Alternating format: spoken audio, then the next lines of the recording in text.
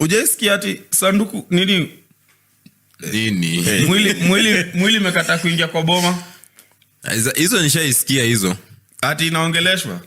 Ati sasa hebu niambie, ukipata watu wanaongelesha maiti, nani wazimu hapa? Mmeikalisha maiti, mnaongelesha wazee wanne. Sengine natamani tukue nawe kwa situation kama hiyo, nione tutafanya. Na wauliza tu mnadu nini? Kuna wenye hadi wanachapa maiti. Sasa nani mjinga hapo? Maiti.